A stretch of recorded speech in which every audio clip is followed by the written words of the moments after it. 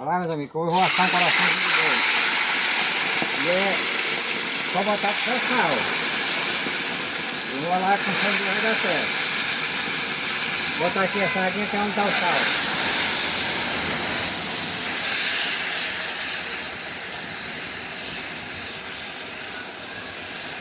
Daqui a pouco eu lhe mostro como é que ele ficou, mas tá bom. Se Deus quiser. Olha lá, meu, o coraçãozinho tá assado. Não pode deixar muito tempo não, que queima e seca demais. Tem que ser só assado mesmo. Não pode ser seco não. Esse pedaço mais fino já está começando a secar. Não sei se ainda tem. Eu acho que não, é só esse mesmo. Eu tenho agora o óleo. Vou botar para ali para misturar com o forro. Tirar a panela do fogo para não queimar. Bora lá, com fé em Deus vai dar certo.